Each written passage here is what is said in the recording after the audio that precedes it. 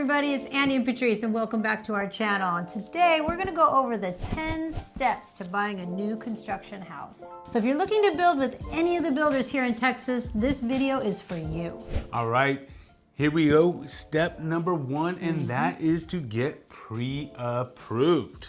Yes. Now, why is that so important, Patrice? You gotta know how much house you can afford. Yeah, oftentimes when we go into these communities, it's very easy to get swept away with these model homes and all that good stuff. And I can't tell you how many times we have that initial conversation with clients and they say, yeah, my budget is X amount, right? But then once we start going and looking at houses, all of a sudden that budget changes. So we really want to be budget conscious at this time before emotions get involved. Yeah. Before things start tugging on those heartstrings, etc. It's very important to get pre-approved, and it helps us out tremendously because the last thing we want to do is get somebody in a situation where they're house poor, right?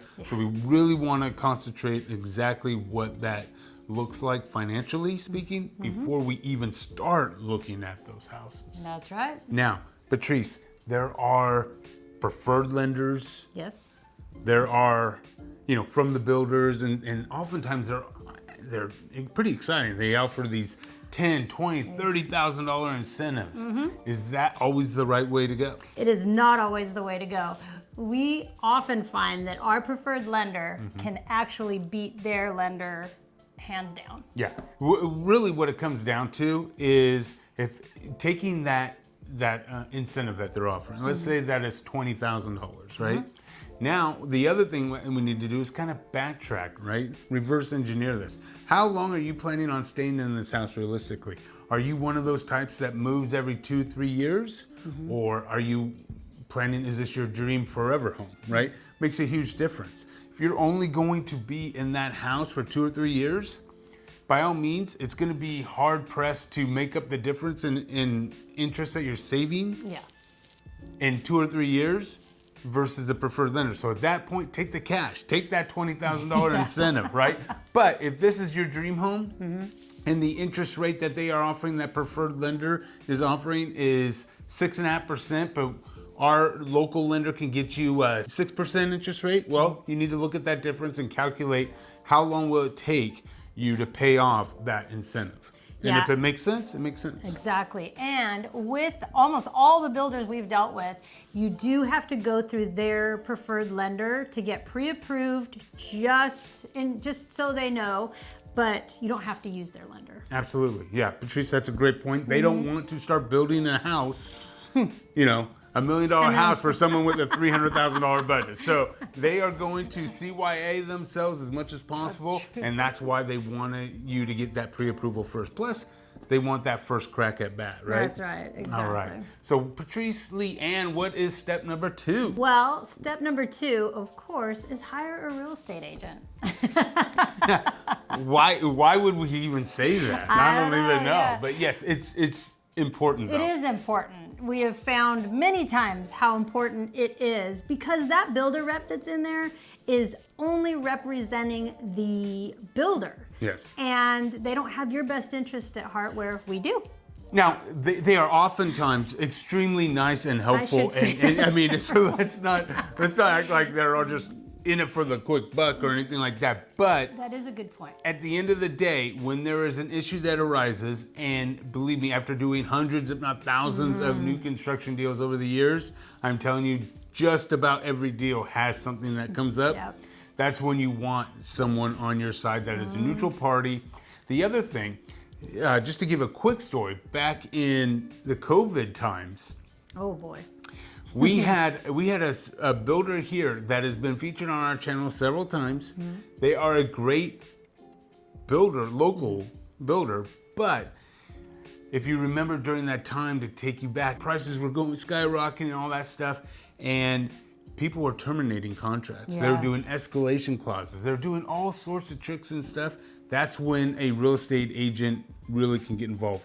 That builder that we were talking about in this particular scenario terminated 74 contracts. None of ours. And none of ours. We had 5 builds going on during that time with them, and we were saved pretty much. Yeah, now I don't I don't see that happening again. I mean, that was a Hope not. weird time. It was, So but that's let's hope just that doesn't happen again. But that's just an example, It's a right? very good example. Other things can be flooring, right? Different floorings. There's so many times that we catch things because we are in your house while it's being built every week. Yeah, we had to have a whole entire house of flooring pulled up because it was the wrong color. So A brand new. I mean, it was beautiful flooring though. But unbelievable, and the color was not off that much. I mean, but whatever. That's not what the client ordered, so we made sure that they were taken care of.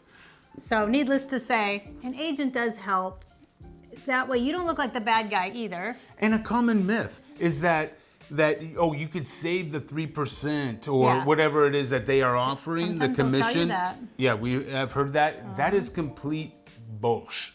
I'll tell you that right now. Yeah. That's a completely different bucket. We deal 90% of our business is new construction. It always has been. It's our primary source. We are in it every single day, and I can tell you right now, you are not going to get a better deal by not being represented than you are by being represented. That is true. And it doesn't matter if you're hiring Andy, Patrice, or Timbuktu. Yeah. You need to have an agent on your side fighting for you, and someone with an experience. And we know the builders that will go to bat for you and will fix things, and we kind of stick That's with a whole like that. other That's a video whole other when we video. talk about what builders to stay away from and what builders are to be trusted. Yep. Anyway, So what's- long story short, what's That's next I step? was gonna say, what's All right, number let's 3? do the next step. What's the next step, Patrice? Now that you have that pre-approval, it's time to find that house and that community. Yeah, and we deal a lot with relocation. People Yes. that are not local here. And one of the things that always amazes me is they watch our videos, they watch other videos. They're just, all over YouTube, looking at all the different communities, falling in love with the houses, showing all the amenities. And they have this idea of what it's going to be like when they move here. And I can't even count how many times we have had that initial conversation, pretty much knew that, hey, they're going to go XYZ. They love Windsong Ranch, for example. Windsong Ranch is It's fantastic. it's a fantastic community that you either love it or hate it, right? Yeah. And it's just one of those things where we've had so many people come in wanting Windsong Ranch. We show them, and yes, they see the Blue Lagoon, they see all the good stuff, but it just doesn't have that warm sense and that home feeling. Yeah. That's what we're looking for. Gotta have that feeling. So, gotta have it. right before we do the house hunting, we're gonna have that buyer's consultation where we go over everything via Zoom. Yep. And we're gonna really that's our time to get to know you and what moves the needle for you guys and your family. What are your wants and needs? Yeah. And then we start building a avatar of exactly what that community looks like. And we'll narrow it down to 4 or 5 different communities, but we'll have a pretty good idea once we get into a couple of houses of what exactly where you're gonna end up and with who. So it's pretty neat to see, but that's our process, and it's a good one. So, I guess we're on to the next. Let's go. Let's go. All right, so now we have found the community. We've found the house, Patrice. All right. All right, this is exciting. Now it's offer time. This is your favorite part. So tell me, I feel like I just have been dominating here and talking. I get so excited about new construction, but Yeah. what's that whole process look like? When we're making an offer for clients, what does that look like? Well, it does depend on whether you're building straight from scratch or you're getting one of those nice little inventory homes that they've built, which has all the bells and whistles that they put in. Beautiful homes, ready to go though. So you don't have to wait that, year out to get it. So it just depends on how fast it is. But we do tend to get a little bit better deals on those inventory homes because they need to get rid of them and get them off their books. Yeah, the hidden secret behind inventory homes is that every builder starts a construction loan on their own houses to build those houses. So They gotta pay it. They gotta pay that stuff back. So when you see a house sitting for 2-3 months, it'll be ready in Cha-ching. be ready in February, and it's June. then you know that, hey, they are going to yeah. start negotiating quite a bit. We have made some great deals. Huge deals off of that. Yes. Now, when it comes to building from scratch, let's say that you want to pick out everything yourself, and you found the lot, you found everything, you want to do it yourself. Generally, that's going to be about a 12-month process. Yeah. And what your base price is going to be roughly about what you're going to pay, right? You're not going to, there's not a lot of negotiations. That's not really where the real estate agent goes. I mean, we do get better deals, but it's not crazy, like, you know, $900,000 base price house. We're not going to be able to get it for $750,000. That's just not going to happen. Right. So generally, that's going to give you a rough idea. There's other ways that we can negotiate, oftentimes with the lot premiums, maybe increasing the builder incentives, that sort of thing. So there is money to be moving around that we can help you with, but generally speaking, the base price is sort of the base price. Yeah, and once you decide on that house and you're ready to go, how much money do you have to put down? Well, this is where it gets, you need to be prepared, right? So in regular pre-owned houses right here in North Texas, the good rule of thumb is 1% of earnest money when you write your contract. So on a $600,000 house, that'd be $6,000. Right. On that same $600,000 house in new construction, 5%. Yeah, that's a good chunk of money. Yeah, that's 30 grand versus 6 grand, right? Yeah. So you need to be prepared to be able to write and it's going to be like a cashier's check for that 5%. Now, obviously, with earnest money, it gets credited back to you through your closing costs and all that stuff at the end when everything gets settled. But be prepared to write a check for 5% earnest money deposit upon execution of that contract. Yes, absolutely. What's next is my favorite part. Okay. And that's the design center. Oh. I love going to the design center. We've had a lot of clients that have asked us to go, and it's like kid in the candy store for me. But keep in mind what your budget's going to be and try to stick with that. The nice thing about these interior designers is if you want like this granite or this quartz and it's really expensive, they can usually show you one that's very, very similar for a lot less. So they can keep, you just tell them what your budget is and they'll stay within that budget, which is super nice. Yeah, one of the things that we often do in that first initial buyer's consultation, that Zoom, is we start, usually it's for the ladies, I'll be honest with you, but we say, listen, if you have a Pinterest board, you have all that design that you want to look at, start sending it our way. If you spot a house, I don't care where it is, that is like your dream home, send it our way. Keep sending, filling that bucket, filling that file, because all it is building that avatar and we'll know exactly what it is. So once you have that idea of your dream home and exactly what you want to look at it, then you bring that to that designer, have them kind of come up with, okay, this is my budget, $50,000 in upgrades. I've got a $20,000 in design credit from the builder that Andy and Patrice negotiated on my behalf. So I've got $30,000 out of pocket that I'm gonna come up with. So here it is, designer. You tell me what we need to do. And that's an interesting thing because on that note, you also usually have to pay a percentage of the design choices that you make. Yeah, usually 50%. So you got to keep that in mind too, because you got to have that money set aside. Yeah. So the other thing, everybody's getting paid. Everybody's getting paid. The other thing to remember is there are things that you will see in the model homes that you absolutely want. And we can tell you whether it's better to do it with the builder or not. Like, for example, we were just at a builder the other day, and Toll Brothers. we asked them what it cost to do the outside fireplace.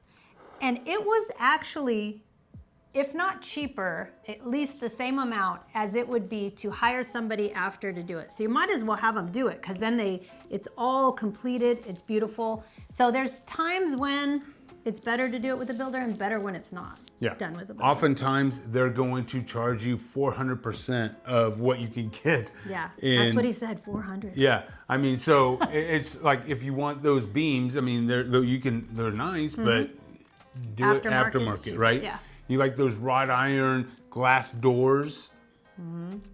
Don't go through the design center to do that. You can get them much quicker. The shiplap work and all that good fancy stuff. trims, yeah. We've got connections, believe me. We'll set you up, so Yep. don't worry about that stuff.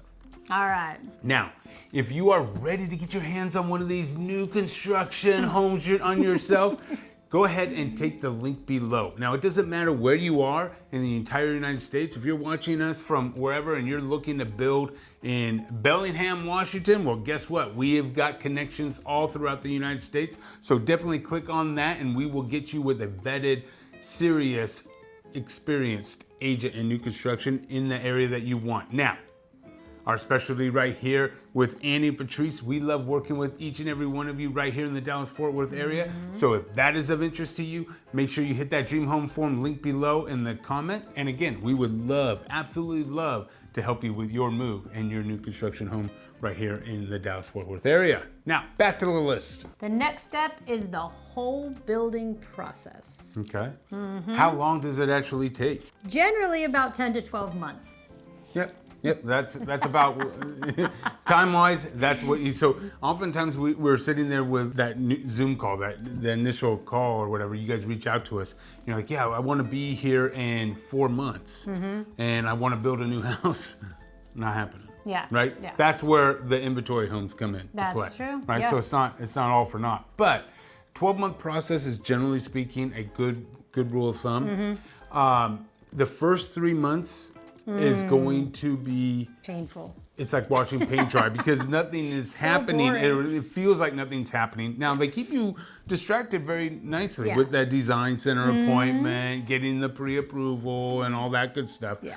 Meanwhile, they're going through the inspection process through the city, getting the blueprints finalized, all that good stuff. So that could be painful. But then, what are some of the other milestones when it comes to that 12-month? They start laying those forms, they get the foundation poured, and that's the first real big milestone because they've got all the plumbing done and ready to go.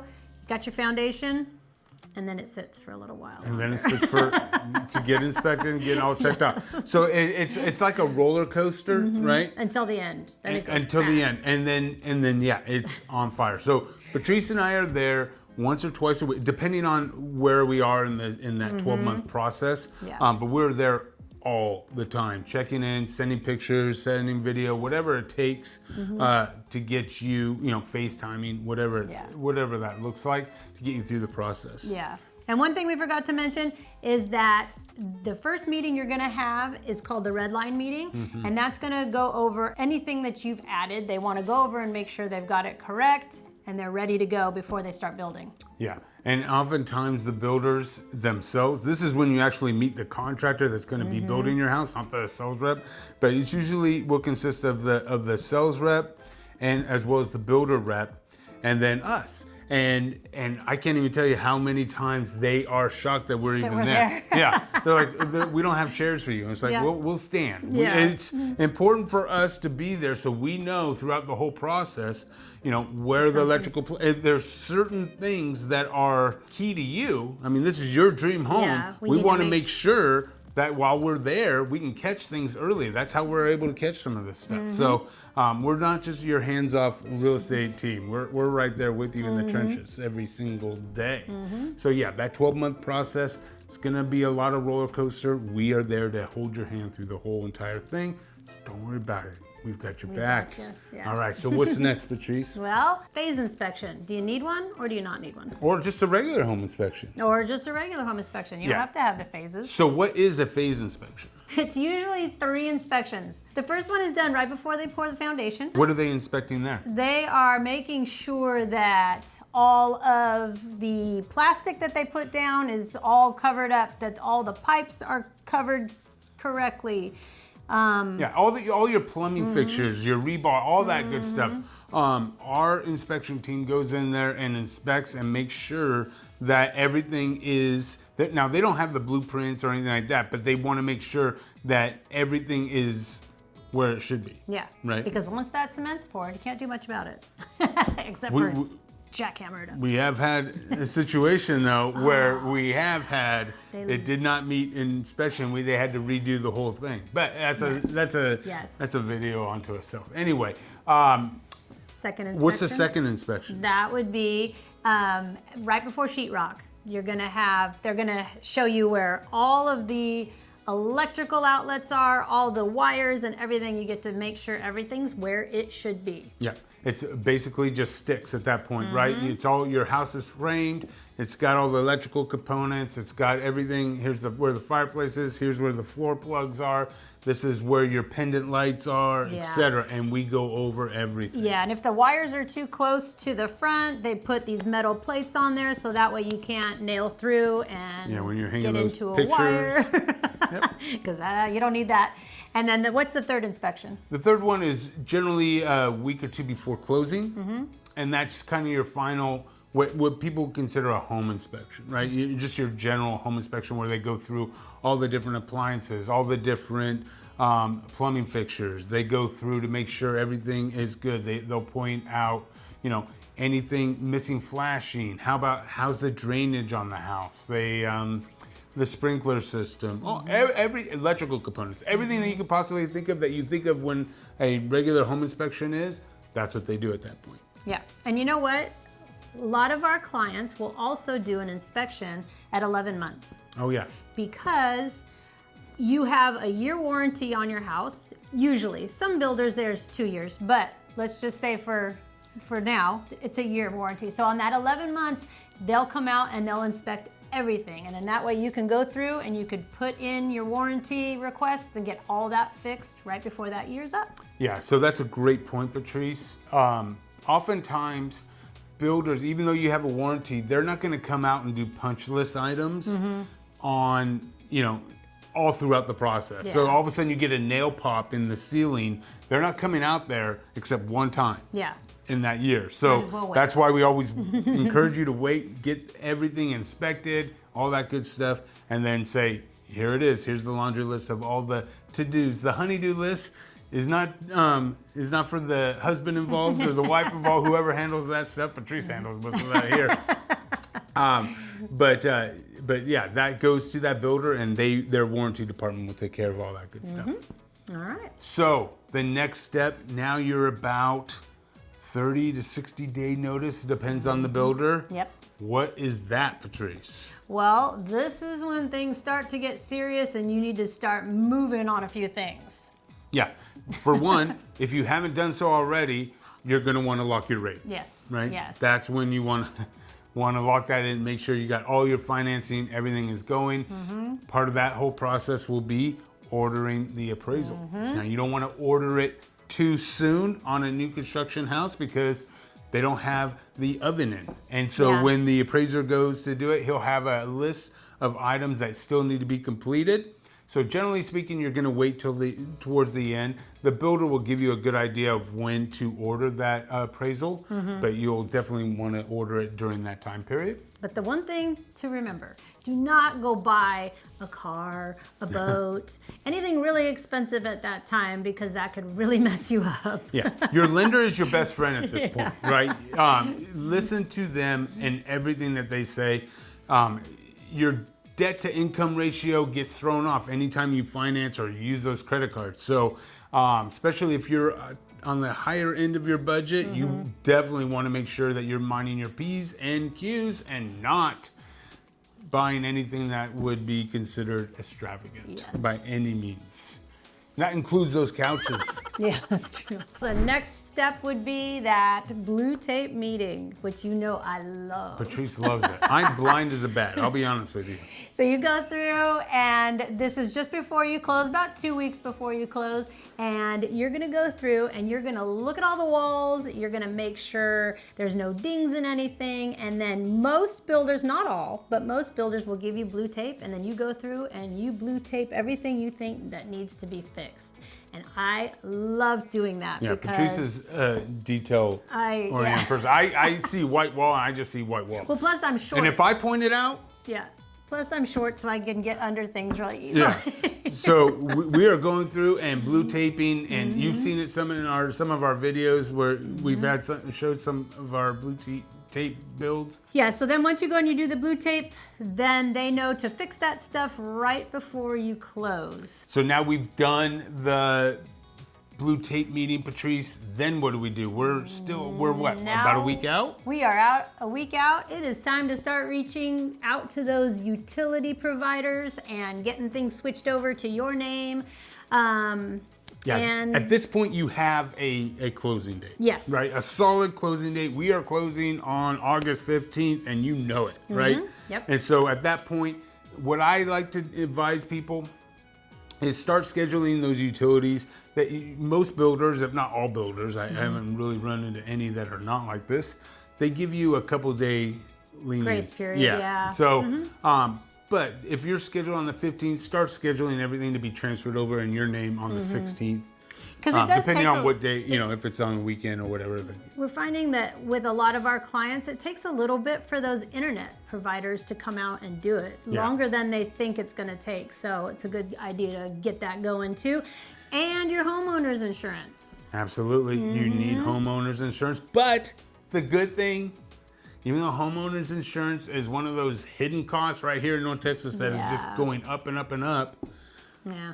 the nice thing about new construction is that's probably going to be the cheapest you're ever going to pay for your homeowners insurance, at least for a few years. Brand new roof and everything. Brand new roof, brand new everything. So to insure it is a lot less than it would of equal value on a pre-owned home. That's true. Yes.